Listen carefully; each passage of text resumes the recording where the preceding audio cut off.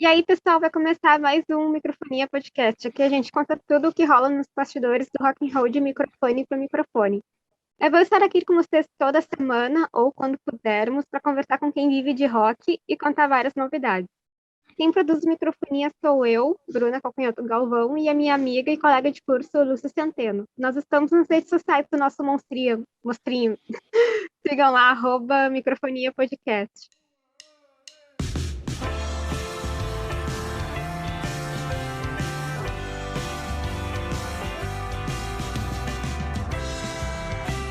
No episódio de hoje, vamos conversar com o Estevam Tavares, ex-Fresno de Camaquã, aqui do Rio Grande do Sul, caso não saibam. Enfim, se apresenta para o pessoal do microfone e muito obrigada por ter aceitado essa entrevista. Oi, Bruna. Primeiro, obrigado. O prazer é meu. Agradeço o espaço. E oi, gente. Sou Esteban Tavares. Exatamente como ela falou, ex-Fresno. Ex-Humberto Gessinger, atualmente só como Esteban. Antes de Vamos lá. entrar na Fresno, eu li que tu produziu 2 álbuns dele, no teu trabalho mais de produtor musical, e que tu fez isso no teu apartamento aqui no Sul. Conta como foi isso. Na verdade, eu estava, na época, estava começando a chegar no Brasil a gravação digital, assim, que né, para quem é mais novo não sabe, ou a gente gravava antes em rolos de fita, era tudo analógico, e estava começando a se facilitar o processo de gravação. E eu tinha um computadorzinho lá, me lembro que eu consegui uns programas de gravação, comecei a estudar isso, era muito novo, tinha 19 anos, acho, e comecei a gravar umas coisas em casa. Só que eu não tinha experiência nenhuma. E a Fresno também era uma banda muito nova. Tava começando, assim. Resumindo, foi uma banda sem grana procurando um lugar para gravar e um cara sem experiência procurando uma banda que se encontraram. E tanto que o primeiro disco nem é. Sonoramente ele é muito ruim por minha culpa, assim, né? Porque era muito novo tudo aquilo pra gente. E no segundo disco já teve a ajuda com a mixagem do Rodrigo Del Toro, e aí foi um disco já mais bacana.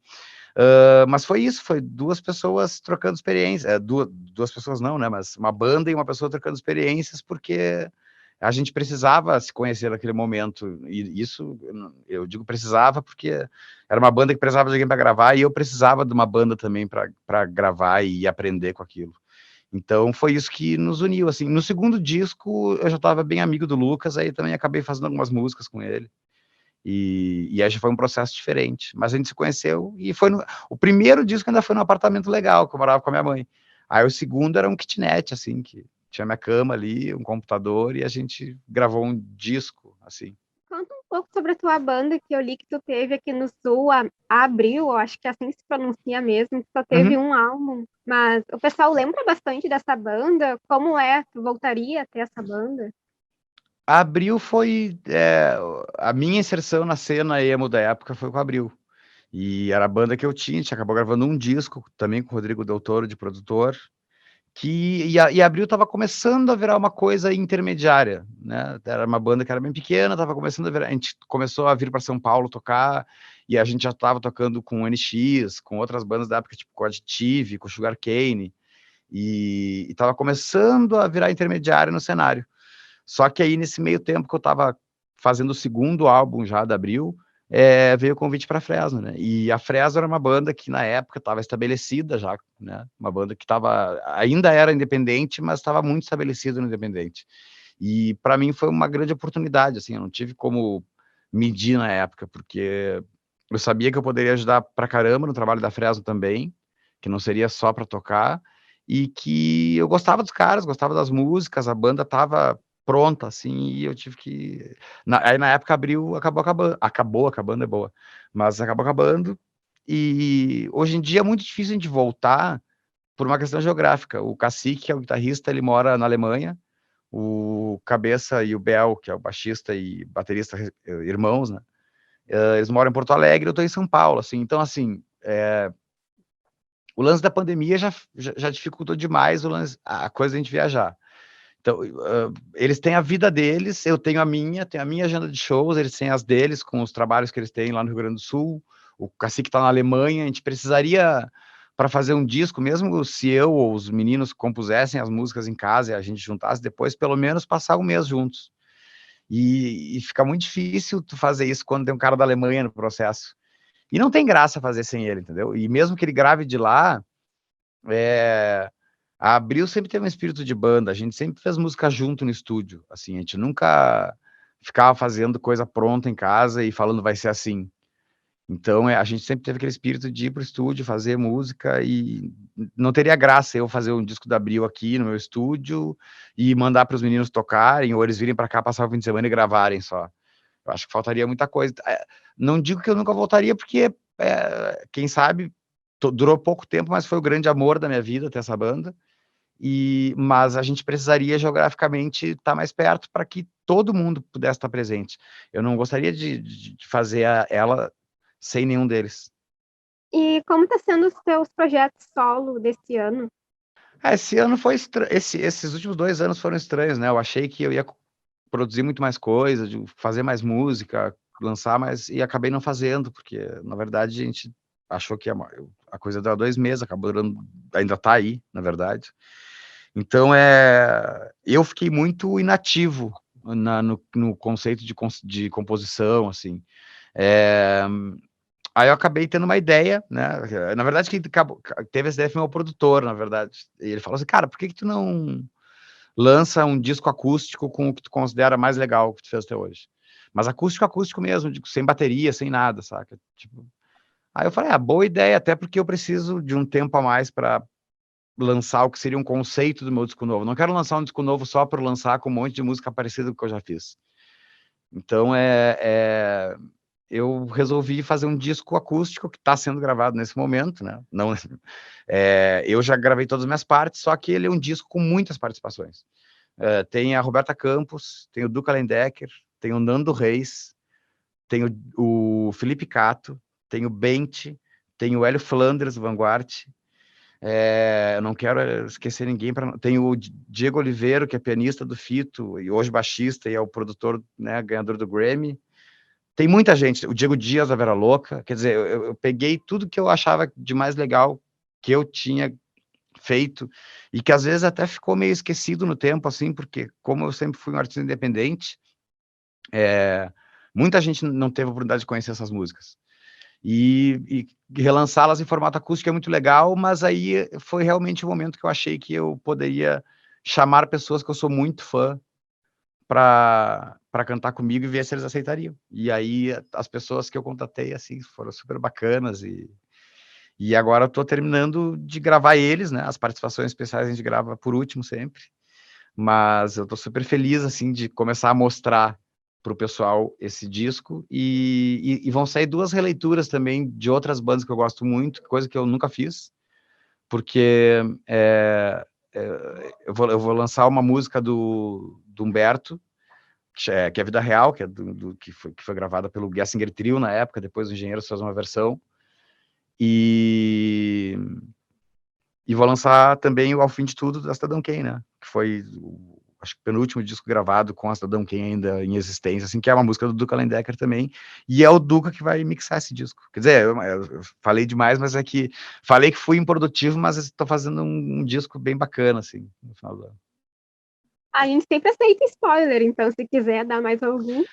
Os spoilers, acho que eu nunca escondi nenhuma participação, assim, saca? Tipo, todas as participações são essas mesmo. Eu acho que chegar no ponto de ter o Duca, de ter o Nando, de ter a Roberta Campos, de ter esse nível de músico contigo, já meio que fala por si, assim, se tu é bem aceito ou não. Para mim foi muito bacana.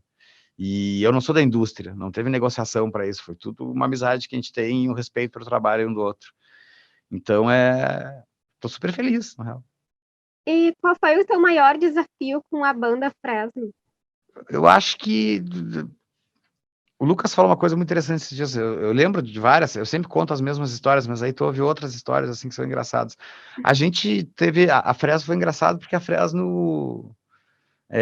A gente chegou a ter uma certa fama no cenário brasileiro mainstream, né? De ir em televisão e coisa assim, ganhar prêmio e ser capa de revista, mas foi muito diferente a nossa experiência do que a gente achava que era a fama. Porque, né, na cabeça do cara mais ingênuo, que era o meu caso, o dinheiro vinha com a fama. E foi uma coisa que, na nossa época, a gente era uma banda que, literalmente, a gente ama né, hoje em dia eu falo, eu amava e os guris amam até hoje. A gente ama fazer música, porque o rock já era uma coisa muito estranha naquela época no Brasil, assim, né? E não tinha um valor muito financeiro muito grande contratar show de rock. E a gente teve todas, a gente saía na rua, era reconhecida, era maravilhosa a vida, mas assim, muito diferente do que a gente considerava fama, porque na real estava todo mundo ali meio que contando dinheiro sempre para viver. Nunca foi uma coisa, saca? E por mais que a gente estivesse no fim de ano da Globo, naquelas coisas assim, não, a indústria do rock naquela época já estava desvalorizada demais, assim. Mas ao mesmo tempo é engraçado, é bom, porque a gente também ri disso, porque a gente sempre foi independente antes de tudo acontecer. Todo mundo vivia de uma maneira do independente, depois voltamos ao independente. Então, não, nesse sentido também, não chegou a mudar nossa vida ao ponto de nos iludir, assim. Não digo, essa experiência mais estranha que eu tive, eu acho, o geral, assim, porque o resto são histórias de shows, tem coisas pontuais, assim, mas eu acho que a experiência toda de quem vê de fora e de quem tá dentro é muito diferente do que as pessoas imaginavam. Já que tu mencionou de ganhar prêmios, tu quer contar um pouco sobre esses prêmios musicais que tu ganhou, alguns bem importantes? Eu é engraçado, assim, né? Eu com a banda sempre gostei muito de ganhar prêmio. Tipo assim, gostei porque era um reconhecimento da nossa banda na época, pela MTV, pelo número de fãs que tinha, porque já era a votação popular, né? Então, na verdade, era o número de fãs que uma banda tinha na época que determinava se ela ia ganhar as coisas ou não. Então, eu sempre gostei muito de ganhar com a banda. Agora, os individuais, assim, que foi o Banda dos Sonhos 2010, eu acho, 2009 da MTV, e o Melhor Instrumentista 2010, eu acho injustos, assim, porque não tem como, tem muito músico, muito, putz, na casa que eu moro tem músico melhor que eu. Então, eu entendo também que como era uma votação popular, era uma coisa de fã, assim, mas não são coisas, eu não deixo prêmio exposto, assim, eu sempre achei meio cafona, eu não tenho nem meu disco de ouro, não sei onde é que tá, entendeu? Esse tipo de coisa pra mim não é o que fez a minha felicidade na época, saca? Principalmente dentro da banda, o lance individual eu não gosto, né, quando tem uma banda. Mas também não foi o que mudou as festas que a gente ia das premiações eram muito mais legais do que os prêmios, por exemplo. Porque não mudava a nossa vida. Também são coisas que as pessoas imaginam. Tipo, agora ganhou, quando a gente ganhou Banda do Ano na MTV e ganhou Artista do Ano no Multishow. Agora a banda vai alcançar um patamar maior. Não, a tua vida não muda muito, assim. Né? Porque, na verdade, é uma festa para artista muito maior que tu beber depois. É isso, entendeu? Tipo, e claro que para quem tá em casa na televisão é um prêmio, mas a realidade é isso, entendeu? Era uma festa lá do grupo da Globo, depois uma baita festa, que era a melhor festa do mundo da MTV. E como é que é o teu processo criativo na hora de escrever as letras? Ele muda muito, na verdade. Tudo depende do conceito do disco. Teve disco que eu escrevi letra sem nunca ter tocado, antes de ter qualquer melodia. Teve disco que eu fiz os dois juntos, teve disco que eu fiz todas as músicas sem ter letra, nem uma melodia vocal mínima, nem um lá lá lá, era só instrumental e depois eu comecei. Depende muito da época e do que eu quero lançar, né? Por exemplo, o primeiro disco, o Adiós Esteban, ele foi todo meio que escrito antes, porque eu estava passando por uma coisa que eu, perdão, que eu queria musicalmente expor, assim, e porque era minha terapia, porque eu não tinha coragem de falar para ninguém pessoalmente, então, na verdade, eu fazia música sobre aquele momento chato que eu estava passando. Já o Saca la Muerte de tu Vida, eu já fui para esse disco pensando que ele tinha que ser porque o Adiós Esteban, por mais que ele seja um disco sonoramente feliz, assim, em tons maiores, ele é muito triste, a escrita, né, liricamente ele é muito triste. E eu fui buscar aquela Muerte da Tua Vida já pensando o contrário, pensando em fazer músicas muito tristes, mas mais positivas no sentido da mensagem que elas iam passar. Porque o Adiós Esteban, se tu for pegar as letras deles de secar, é uma derrota, entendeu? Eu tô falando de uma derrota na vida ali. Depois o Saca la Muerte da Tua Vida tem até esse nome por isso. Já o Eu Teu Mundo era um momento novo na vida também, então volta primeiro para a caneta e depois para o instrumental. Então, a minha vida ela vai assim. Toda manhã também foi, eu preciso falar disso, disso, disso. Então, comecei a fazer músicas antes de ter as letras, para depois encaixar aquilo que eu queria. E agora, nesse disco novo, eu tô nesse disco novo, que só vai sair ano que vem, né, que não é o acústico, eu tô com 10 músicas quase instrumentais prontas, que eu não fiz nenhuma letra até agora, porque eu criei todo um conceito antes sonoro, para depois ver o que eu vou falar sobre. O pessoal considera o Fresno uma banda emo, mas tu se considera emo? O que que é emo pra ti? Eu nunca fui, então pra mim eu não sei Ah, muito. é que assim, sempre vai ter o lance pejorativo de qualquer coisa que tu vai fazer, vai ter um lado pejorativo, assim, né? Tem como eu te explicarei de um jeito mais. Eu não tenho problema nenhum com emo, tanto que, Uhum. né? Os cartazes do meu show são o Keep Emo Alive, então para mim foi a cena que eu cresci, assim, que eu como músico, foi a época mais divertida da minha vida. Só que o emo também hoje ele não tem mais, por mais que esteja saindo uma nova estética agora nos Estados Unidos, com o Machine Gun Kelly, e o Travis fazendo música com todo mundo, e o pop punk tá voltando.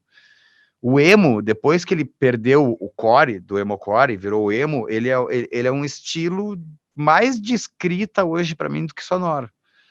Porque a gente vai de bandas desde o Copeland, que é uma banda que nem guitarra quase usa mais nas músicas, até o Amberlin, que é super rápido, super bem tocado, 2 guitarras, baixo, bateria, aquela banda clássica. E então é muito mais, acho que um estilo de escrita, que é esse estilo melancólico que tem, né? O emo, o pop punk, que as pessoas acham que é o emo, que era o Simple Plan lá, esse tipo de coisa, era uma coisa mais colegial, saca? Era uma coisa mais segundo grau, assim. Tu pega hoje para ouvir o Blushing do Copeland, tu quase morre, porque é um cara de 40 anos falando sobre isso. Sacou? É diferente o jeito que tu fala sobre as coisas. E ele pra mim, o Aromarch do Copeland, que é esse exemplo, é emo também. Ele faz parte da geração de bandas emo, por mais que ele nunca tenha sonoramente parecido com o que a gente considera emo. E qual foi o teu momento mais impactante da carreira pra ti, no pessoal mesmo? Tem uma banda que eu acho que é muita coisa, na real. Mas porque a época com a Fresno, a gente teve o prazer de tocar com a nossa banda favorita, que é o Amberlin, e a gente teve o prazer de tocar com eles 3 vezes. Digo, em 3 anos diferentes, em turnês pelo Brasil, que era a nossa banda favorita na época, e é uma das minhas bandas favoritas até hoje. E a gente teve o prazer de, além disso, ficar muito amigo desses caras. E isso pra mim eu nunca vou esquecer, porque a gente queria ser eles. Sabe? Quando tu quer ser alguém e tu conhece, e tu toca junto, e depois o Stephen cantou no meu disco. Então são coisas que pra mim mudaram, assim. Teve o lance de eu ir tocar com o Humberto Gessinger, que pra mim é uma coisa que era um sonho de criança que ficava tocando na frente do espelho, achando que tava no Engenheiros, entendeu? E aí daqui a pouco tu tá na vida adulta vivendo aquilo. Isso não tem como te explicar, assim, como é que funciona. E acho que a minha carreira solo em si toda, porque a partir do momento que tu assume uma coisa, e tu que faz tudo, e tu que escreve, e as pessoas estão lá e cantam e choram, e tu toca desde da cidade de Rio Grande até o Macapá, putz, não tem como tu não achar legal. Entendeu? Então, aí não tem um momento, na minha carreira, assim, acho que não tem um momento específico. Aí só o fato de eu ser sozinho nesse projeto, eu digo, né, na concepção dele, e ter o que eu tenho, eu já sou um cara muito sortudo. E como é que foi isso de fazer a turnê com o Humberto Gessinger? Como é que surgiu esse convite? Cara, foi. Antes de eu sair da Fresno, a gente se conheceu pelo Twitter, eu, Humberto. Olha que louco. É muito louco a vida, na real. E ele me convidou para. Ele tinha ouvido meu disco por alguém, ou ouvido umas músicas minhas que alguém mandou, e ele falou que tinha gostado e tinha me convidado para fazer uma música com ele. Tá? Aí eu, pirei, né? Para tentar resumir o máximo, porque eu não acreditei de começo, né? Mas pirei, a gente fez uma música chamada Tchau Radar e deu muito certo, porque o Humberto ele vinha de 3 turnês acústicas. Ele vinha dos 2 acústicos que ele fez, o primeiro MTV, depois o Novos Horizontes, e depois 4 anos com o Duca Lendecker no Pouca Vogal. Então os fãs do Humberto estavam com muita saudade de ver o Humberto com a banda de novo, com o trio. E aí, uns 2 meses, no máximo, eu acho, 3 meses depois que eu saí da Fresno, ele tinha a repercussão dessa música que a gente fez junto, Tchau Radar, tinha sido muito boa, eu estava muito afim de tocar guitarra, porque na verdade eu sou guitarrista de formação, toquei baixo na Fresno, mas não era baixista até então, e estava muito afim de voltar a tocar guitarra, e ele me convidou, assim, tipo, quer fazer a turnê, eu quero voltar a tocar com banda, quer fazer a turnê comigo? E eu, claro, vamos nessa, e foram 3 anos, né, a gente fez um DVD em BH, que foi DVD de ouro, a gente tem um disco insular, que é disco de ouro, e foi uma época maravilhosa da minha vida, assim. Eu só tive que sair porque eu precisava botar a minha carreira para frente, porque a agenda do Humberto era muito grande. E aí acabava que eu não conseguia fazer as minhas coisas. Não, eu conseguia gravar, eu conseguia compor, mas eu não tinha tempo para fazer os shows. E aí eu já tinha realizado meu sonho por um bom tempo, né, de 3 anos, já tinha realizado aquilo que eu queria. A gente já tinha gravado DVD para mim, que é uma coisa que nunca vai ser apagada da minha memória, assim. Tinha rodado o Brasil inteiro com ele, e aí eu conversei com ele, pedi para sair, porque precisava tocar minha vida da frente. Mas se eu não tivesse esse ímpeto de ir atrás e compor, eu estaria com ele até hoje. E como tu acha que o público lida com os teus trabalhos solo? Tu ainda acha que tem muita expectativa para que seja algo, uma continuação do Fresno ou quase igual, uma coisa assim? Não, nesse ponto nunca teve, na real, porque a primeira música que eu lancei que ficou conhecida foi Sofia, que já era uma música quase uma balada country, sem guitarra, porque tem que ser diferente, não é que tem que ser diferente porque eu saí da Fresno, não, porque eu saí da Fresno justamente porque eu queria fazer coisas diferentes, né? Então, sempre tem o lance do acordeon, do piano, que sempre foi o que ditou o ritmo das músicas, ditou o que eram as músicas. São músicas lentas e tal. Eu nunca tentei soar parecido com a Fresno. Não tem, não, até porque a Fresno é a Fresno com a cabeça do Lucas, hoje, do Guerra e do Vavo. São pessoas trabalhando, mas eu sempre, desde que eu saí, a minha ideia era justamente ir para outro lado musical. E acho que as pessoas entenderam isso rápido, porque eu me considero muito sortudo também, né? Às vezes, muita gente eu vejo sai de bandas porque tá afim de fazer uma coisa nova e não consegue apoio nenhum, assim. E eu tive muita sorte, na real, porque quando o disco saiu assim, foi ótimo. Quando saiu Adiós Esteban, foi super bacana, e até porque, como a turnê do Humberto só começaria em março de 2013, eu tive 1 ano para fazer os shows do Adiós Esteban. Então foi muito legal, assim. Que hoje em Porto Alegre já é um disco clássico do rock gaúcho, porque depois não sei se vocês lembram, se tem aquela, uma vez por ano antes da pandemia, tinha uma banda sempre na opinião tocando um disco clássico, aí virou um clássico já do rock, eu fiquei super feliz com essa informação. O disco tem 10 anos, nem 10 anos tem, mas inclusive tem que fazer uma turnê de 10 anos esse disco. Então, a partir dali, a galera já entendeu qual era a minha, que eu não ia tentar só aparecer com a Fresno, que não era a minha intenção, e foi super de boa, assim. Sendo um artista que teve repercussão nacional e é bem conhecido, tu acredita que igual tem muita competitividade ao invés de apoio? Cara, não é que na minha época, eu nunca tive, entendeu? Isso que eu quero te dizer, a gente não pode generalizar a parada.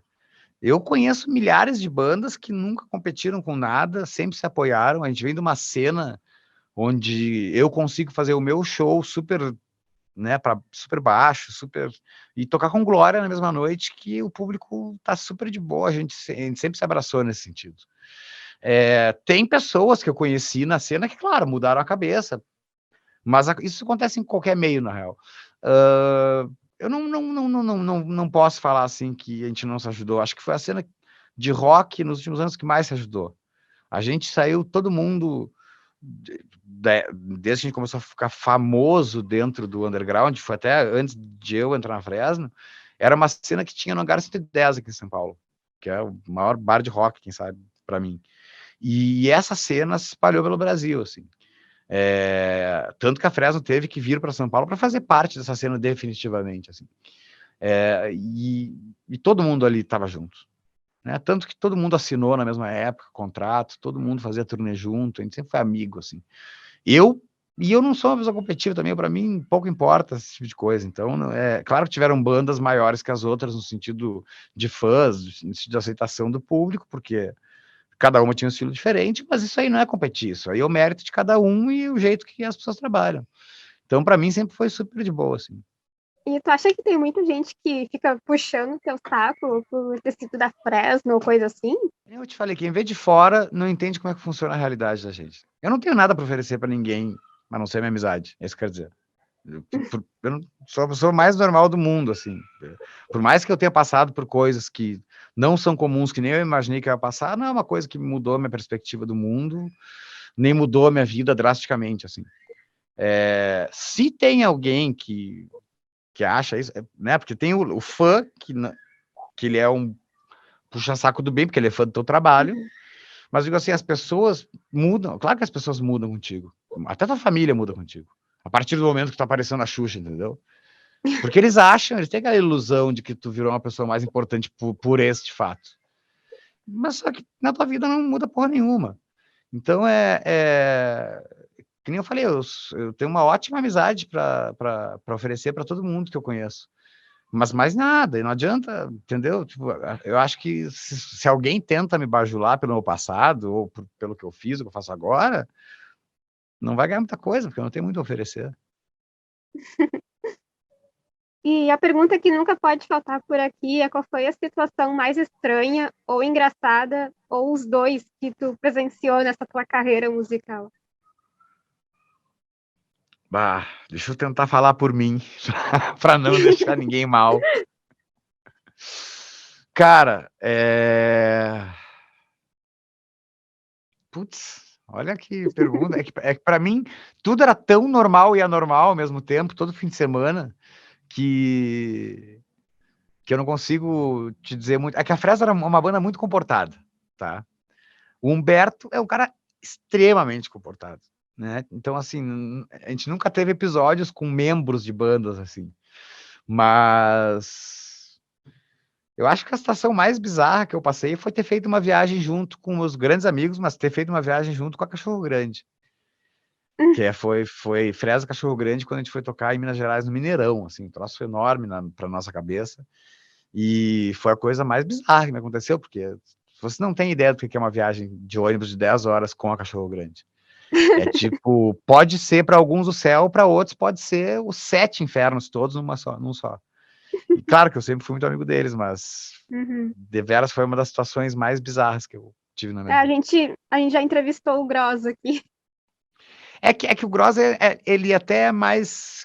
eu acho que o Gross era mais polido na época, assim, do pessoal dos mais educados. Porque foi heavy metal, era muito heavy metal, assim, né? Mas era também em 2006, né? Eles eram jovens, eram outras pessoas.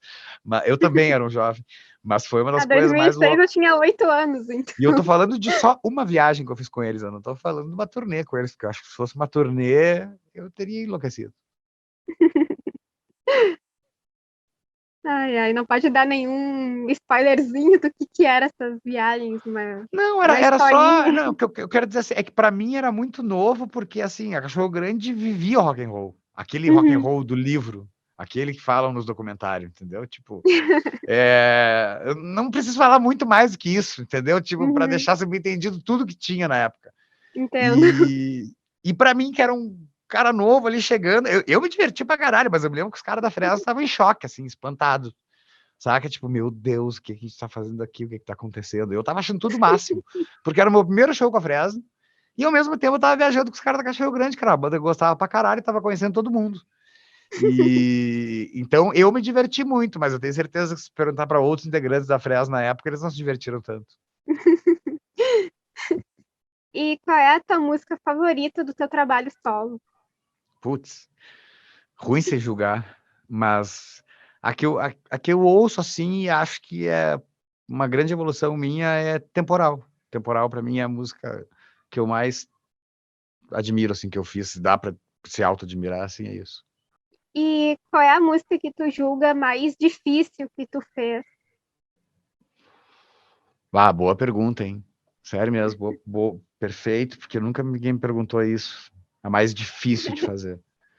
E eu vou dizer, e eu vou escolher o lapso temporal, tá? Para dizer qual é a mais difícil, no sentido de que eu comecei a fazer essa música em 2005 e fui terminar ela em 2009, assim, que foi Muda, né? Que é uma música lá do primeiro disco, mas eu começava a ter ideias, mas eu nunca conseguia concluir o que eu queria nela.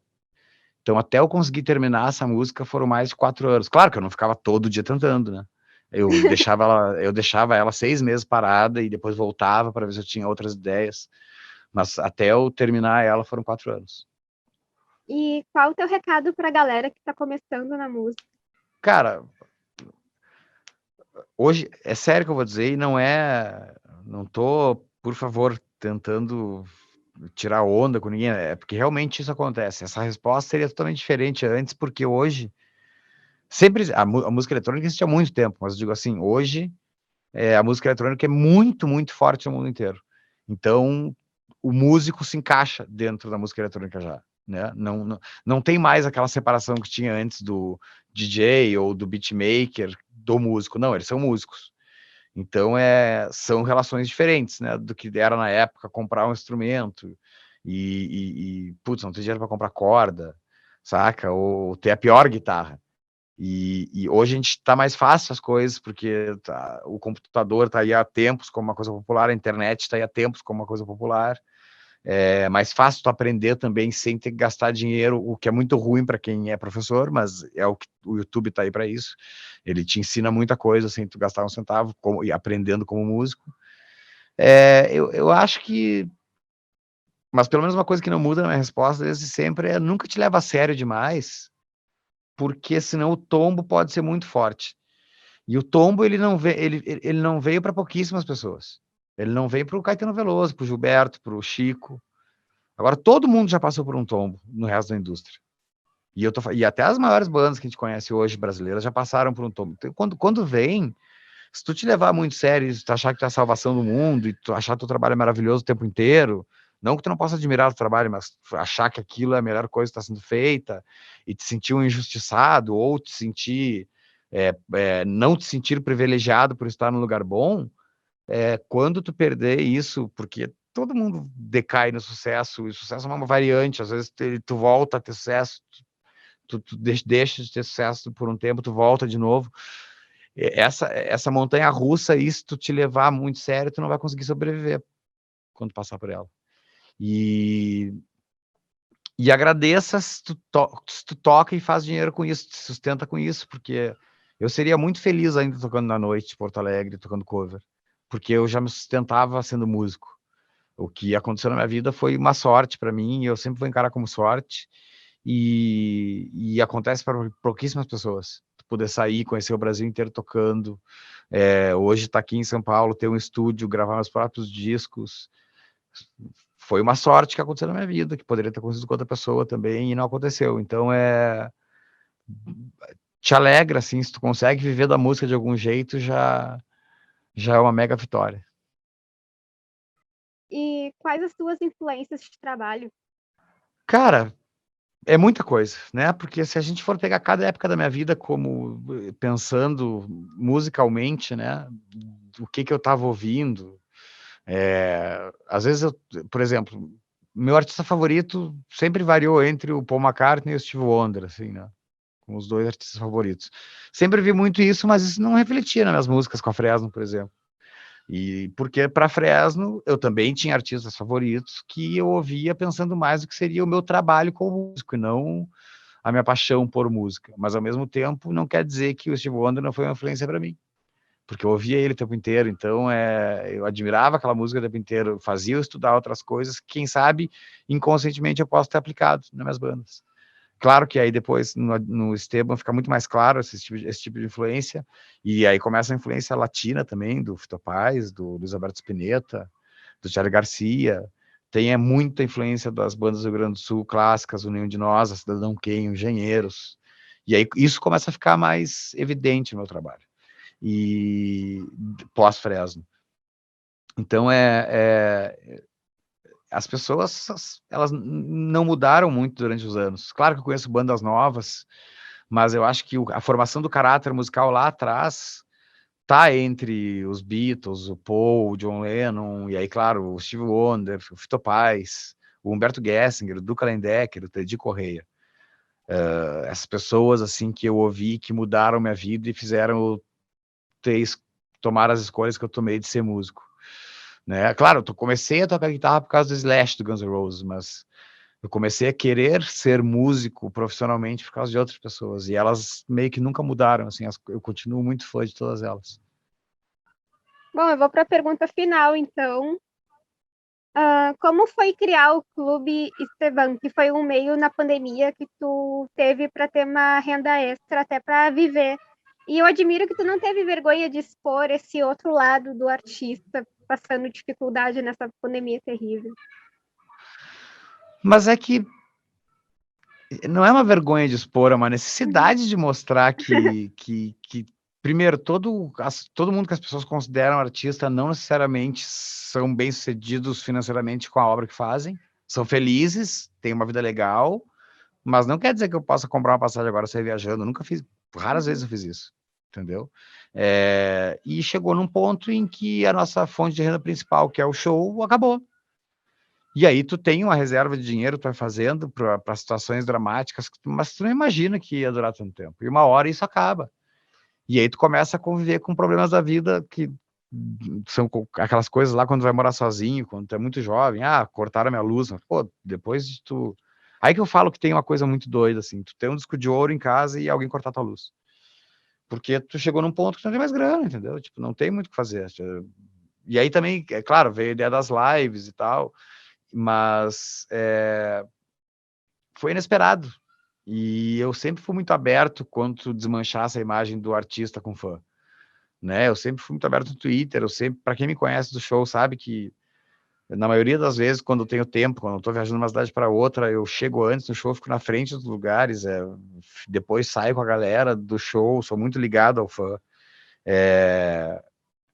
Eu não... E eu perdi tudo isso no mesmo tempo, assim. Então, eu sempre fui muito sincero sobre tudo, sobre o que estava acontecendo. Eu não tive um problema em falar isso. Para mim, não foi uma coragem em expor. Foi só, tipo, uma coisa que eu estava passando. Eu sei que um monte de gente estava passando. Teve muito músico muito bom, de banda muito grande aqui de São Paulo, que teve que voltar para sua cidade de origem, porque não conseguia mais se manter. Entendeu? E aí tu tá lá, tendo uma vida, tocando honestamente, tendo teu trampo, e claro, foi uma pandemia mundial, ninguém tem culpa disso, eu não me sinto injustiçado, porém, a gente trabalha com aglomeração, essa era a nossa vida. Então, nós fomos os últimos a voltar, porque a gente também não é artista que consegue fazer live patrocinada pela Brahma de R$1 milhão, entendeu? Nem de 5 mil. Então, a gente teve que se virar pensar em muita coisa, assim, né? Tipo, se desfazer de muita coisa que a gente achava importante, instrumento, coisa assim, para continuar vivendo e ter a esperança de que uma hora isso ia chegar a vacina, que a gente ia ter conseguido sobreviver essa fase longe, porque se eu voltasse para... Minha família mora em Pelotas. Se eu voltasse para Pelotas, minha vida seria muito mais barata. Eu poderia viver com meus plays do Spotify lá, bem. Mas assim, e aí? Como é que eu vou voltar para cá depois de novo? Onde é que eu vou ter dinheiro para pegar tudo e voltar para São Paulo e começar tudo? De um lugar que eu já tô, da onde sai o avião para os meus shows, da onde eu consigo tocar o Brasil inteiro. Então, assim, a gente teve que segurar o máximo que dava. E uma hora. É que eu tenho fãs muito fiéis, assim, que estão comigo há 15 anos. Então, quem pôde, quem já é adulto hoje, quem sabia o que a gente estava passando, foi lá e nos ajudou. E eu não tenho problema nenhum com isso. Nenhum, porque se não fossem eles, eu não estaria mais aqui em São Paulo. E provavelmente nem conseguiria ficar em Porto Alegre, teria que voltar para o interior do interior. Não que isso é negativo, gosto muito de lá, mas a minha carreira ia ter um fim. E eu poderia continuar lançando coisas, poderia, mas fazer shows e sair tocando por aí, morando no interior, já é muito mais difícil. E ainda tá rolando esse teu clube que tu fez? Cara, a gente faz as lives, na real. A gente tá fazendo as lives, e nas lives, quem quiser ajudar, ajuda. Quem não, tá tudo certo, a live é aberta, não tem restrição para ninguém, nunca tentei vender live, assim. Foi naquele momento, realmente, que a galera mais me ajudou, que eu fiz as lives do clube para quem tinha feito, me ajudado, e vou mandar música inédita para eles antes de todo mundo. Mas depois a gente voltou com a live aberta, e quem quiser se ajudar, porque agora também eu tenho que ser honesto que a partir de dezembro a agenda começa a voltar, e aí eu não vou mais, não vai ter mais isso, não vai ter mais live com doação, nem com nada disso, porque a gente pode voltar a trabalhar agora, né, com redução de público, automaticamente redução de cachê, mas a gente volta a trabalhar, e eu tô super feliz por isso, né, eu já tenho 8 shows marcados até final de janeiro, então já comecei a respirar de novo e me sentir bem com isso. Bom, muito obrigada pela entrevista e por ter sido tão acessível com a gente. E Eu que tu quer deixar agradeço. teus contatos pro pessoal? Me sigam nas redes, @Esteban Tavares. Não uso o Facebook, não, quer dizer, tem um Facebook para ninguém roubar lá o meu, mas não uso, então não tentem mandar mensagem por lá. Não tenho TikTok, mas no Twitter e no Instagram tá lá, Rodrigo. Opa, eu já ia falar errado. @Esteban Tavares. E lá vocês vão estar sabendo todas as novidades que tá acontecendo, quando vão sair as músicas. Por lá é que eu me comunico com a galera. Muito obrigada e muito sucesso para ti. Valeu, obrigado, muito obrigado pelo convite.